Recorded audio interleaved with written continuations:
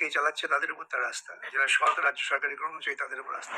সরকারি কর্মচারী পেলো কি না পেলো, কিছু তাদের তো সুযোগ করে দেওয়া হচ্ছে, এখানে তাদেরও কাটমানি কিছু থাকবে এই প্রকল্প রূপায়ণে। সেই জন্য যারা কাটমানির সঙ্গে যুক্ত থাকবেন তারা দিতে চাইবেন না, তারা তো খুব ওরা তো জানেন যে সিপিআইএম হচ্ছে একমাত্র শক্তি যা ওদের এই ধান্দাবাজির বিরুদ্ধে প্রতিরোধ করে তুলতে পারে, প্রতিরোধ করে তুলছে, তাই ওরা আতঙ্কিত হয়ে এইসব কথা বলছে। স্যার, একেবারে ওবিসি মামলা একেবারে হাইকোর্টের রায়কে চ্যালেঞ্জ করে সুপ্রিম কোর্টে দ্বারস্থ রাজ্য সরকার, কি বলবেন? বারংবার যে কোনো মামলায় হাইকোর্টে রায়কে চ্যালেঞ্জ করে সুপ্রিম কোর্টে দ্বারস্থ হচ্ছে রাজ্য। রাজ্য সরকারের অধিকার আছে, আইনি অধিকার আছে কোনো আদেশ তাদের পছন্দ না হলে উচ্চ আদালতে যাওয়ার, সেজন্য রাজ্য সরকার যাচ্ছে। আর রাজ্য সরকারের তো একার তো কোনো অভাব নেই, তাই তারা কথায় কথায় সুপ্রিম কোর্ট যেতে পারে। কিন্তু ওবিসি মামলায় যে তালিকা, সেই তালিকাকে নাকি রাজ্যের পক্ষ থেকে করা হয়েছিল, তাও সেই তালিকার বিরুদ্ধে মামলা করেছেন আপনারা, সেই জন্য একাধিক জায়গায় সমস্যা হচ্ছে। মামলা তো আমরা করিনি, মামলা করেছে যারা ওবিসি নথিভুক্ত হতে চায় তারা। সুতরাং আমরা মামলা করেছি, এটা যারা বলছে তারা তো ভুল ভাবছে আর কি, মূর্খের স্বর্গে আছে। মামলা করেন যারা বঞ্চিত হন তারা।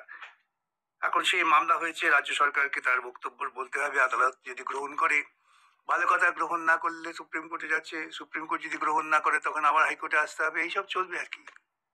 কিন্তু বিভিন্ন চাকরির ক্ষেত্রে রিক্রুটমেন্ট করতে তাদের একাধিক সমস্যা হচ্ছে।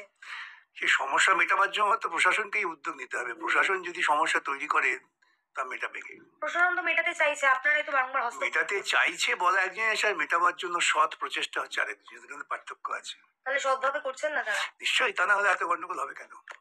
কিন্তু অন্যদিকে ডি এর ক্ষেত্রেও আমরা বারংবার দেখতে পাচ্ছি এক একবার এক এক রকম অ্যাপ্লিকেশন করতে। তাহলে বুঝতেই পারছেন যে প্রশাসন কি চায়, তো বোঝাই যাচ্ছে।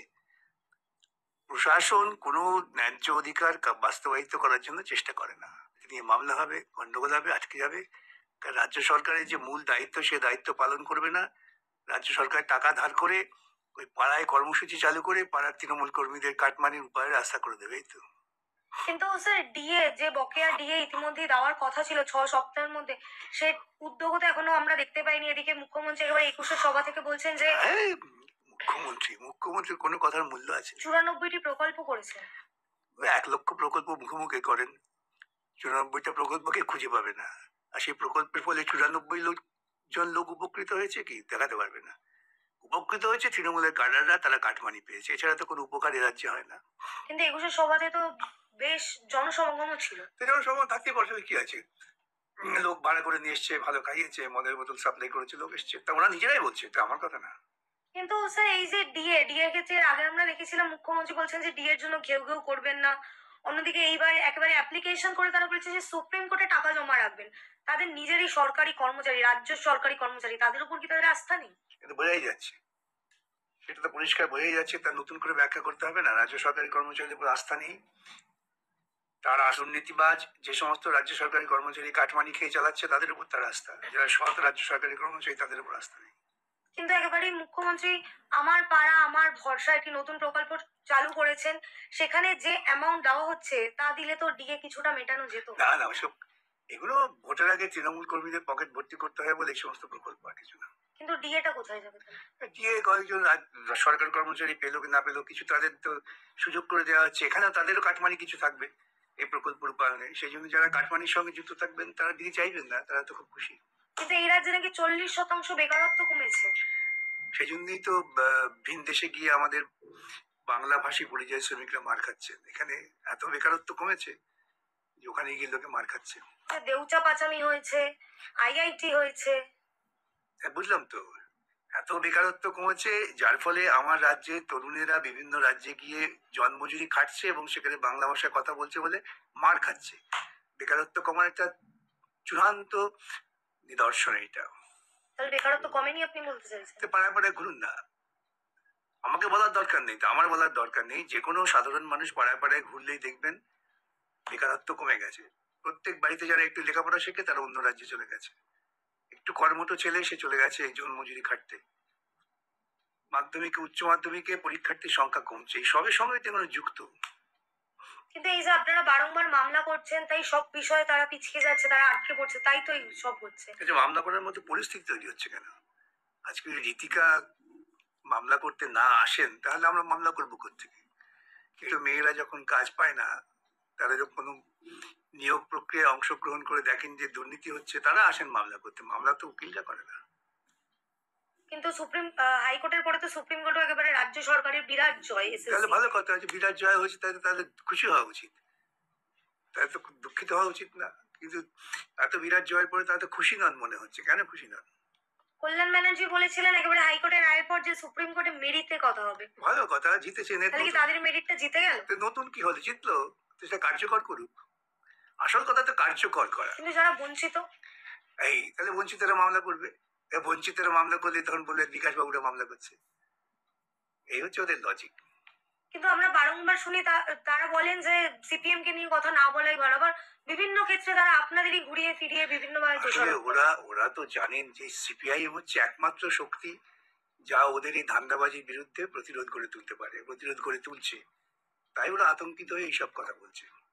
কিন্তু বাম আমলে পাঠিয়ে তাকে মেরে ফেলার চেষ্টা হয়েছিল 1990 সালে। সে হ্যাঁ, উনি বলেছিলেন ওর ঘিলুটা আকাশে উড়ে গিয়েছিল, হঠাৎ সেখান থেকে ক্যাচ লুপে নেয় ববি, ক্যাচ লুপে নিয়ে দৌড়ে দিয়ে দেয়, ওখানে মাথায় ঢুকিয়ে দেয়, তারপরে উনি বেঁচে আছেন। তিনি এক্সারসাইজ আর হাঁটাহাঁটি করেন। মানে আমাকে অনেকে বলেন পাগল, বলবেন না ও পাগল না, অন্য জাতীয় কিছু। সুতরাং ওর অবান্তর কথা বলে যে রাজ্যের মুখ্যমন্ত্রী, সে রাজ্যে যা পরিণতি হবার তাই হচ্ছে আমাদের। তিনি এক্সারসাইজ আর হাঁটাহাঁটি করেন, এখন সেরকম 10 জনকে তিনি নিজের উপরে নিয়ে নিতে এই পারেন। কথার কি অর্থ আমি জানি না। আমি 10 জনকে নিতে পারি, এ কথার অর্থটাকে আমি বুঝিনি আজ পর্যন্ত। কেন? উনি 10 জনকে কাঁধের উপর নিয়ে হাঁটতে পারেন না, কি করতে পারেন? 10 জনকে নিতে পারি, কথার অর্থটা কি? আপনার কি মত? দেখে না, আমি তো ব্যাখ্যা করতে গেলে সেটা ঠিক হবে না, খুব বাঞ্ছনীয় হবে না, সেই জন্য আমি বলছি না। স্যার একেবারেই অন্য প্রসঙ্গে আসবো। তৃণমূলের একজন হেভিওয়েট নেতা বলা যেতে পারে হুমায়ুন কবির, তিনি স্পষ্টত হুঁশিয়ারি দিয়েছেন যে 15ই আগস্ট পর্যন্ত দেখবো, তারপর নতুন দল তৈরি সে করবো। ওদের ঘরের ব্যাপারে কি হবে, আমি কি করে মন্তব্য করবো? ওদের ঘরের ঝগড়া, ভাগাভাগির ঝগড়া, এ নিয়ে আমাদের মন্তব্য করার কিছু নেই। কিন্তু তারাই সংখ্যালঘুদের নিয়ে অন্তত 15টা সিট জিতবই। সে তাকে জিজ্ঞাসা করবো, আমি কি করে বলবো? আমি তো এরকম সংখ্যালঘু বা সংখ্যাগুরুর রাজনীতির সঙ্গে যুক্ত নেই। আমি ভারতবর্ষের সংবিধানের দেওয়া ধর্মনিরপেক্ষ রাজনীতি প্রচারক। আমি ওইভাবে ভাবি না। কিন্তু তৃণমূলের এই গোষ্ঠী দ্বন্দ্ব, এটা কি কোথাও না কোথাও থেকে 26-এ প্রভাব ফেলবে? সে দেখা যায়, মানুষ কি বুঝবে তার উপরে নির্ভর করে।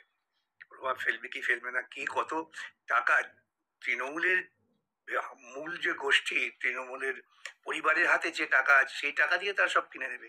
সেখানে কে কোন কবির, কোন সুফি, এসব পাত্তা দেবে না। টাকা কোথায়? ব্যবসায়ীদের 2 নম্বরই টাকা ইলেকট্রাল বন্ডের মারফত তৃণমূলের পিসি ভাইপোর কাছে আছে। এই যে চাকরি বিক্রির টাকা পিসি ভাইপোর কাছে আছে। তলায় বহু লোক যারা পেয়েছেন, যারা পাননি তারা বিক্ষোভ করছেন। কিন্তু হুমায়ুন কবির স্পষ্টত বলছেন যে কৃষক বলদের দিয়েই হয়, ছাগলের দ্বারা হয় না, সেটা প্রমাণ করে দেবো। ভালো কথা, সে তিনি ভালো বলেছেন, তার আত্মবিশ্বাস আছে। তার সঙ্গে আমাদের কি সম্পর্ক? তা ওদের দিদি ভাইয়ের সম্পর্ক আবার ঠিক হয়ে যাবে। স্যার একেবারেই শেষ প্রশ্ন। 21-এর আগেও আমরা দেখলাম রাজপথে মুখ্যমন্ত্রী মমতা বন্দ্যোপাধ্যায় এবং অভিষেক ব্যানার্জি, আবার 21-এর সভাতেও তারা একেবারে বাঙালিদের জন্য যে অগ্রসর হয়েছেন রাস্তায়। আজকে বাঙালিদের এই দুর্গতির জন্য দায়ী হচ্ছেন মমতা বন্দ্যোপাধ্যায়, এটা বুঝতে হবে। তিনি তো বলছেন রাম মার বাম। এই ঘটনাটা তো হঠাৎ ঘটেনি।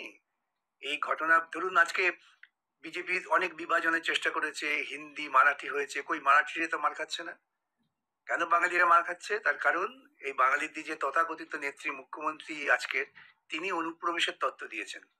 সেই জন্য আজকে বাঙালিরা বিভিন্ন জায়গায় মান খাচ্ছে। এই জন্যই তাদের বলা হচ্ছে এরা অনুপ্রবেশকারী। তাহলে ভাষার দ্বন্দ্ব কিন্তু সবার সঙ্গে হয়েছে হিন্দি নিয়ে। কিছুদিন আগে মারাঠার সঙ্গে, মারাঠি ভাষা হিন্দি ভাষা প্রবল বিতর্ক হয়েছে। ওই মারাঠি শ্রমিককে তো অন্য কোথাও মারছে না,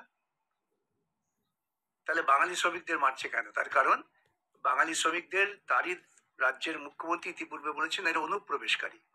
সেই সুযোগ বিজেপি নিচ্ছে, কারণটা বুঝতে হবে। কিন্তু হঠাৎ বাঙালিদের, এই জন্যই বাঙালিদের সঙ্গে আছে, যেটা মারাঠিদের সঙ্গে পাচ্ছে না, যেটা তামিলদের সঙ্গে পাচ্ছে না, যেটা তেলুগুর সঙ্গে পাচ্ছে না।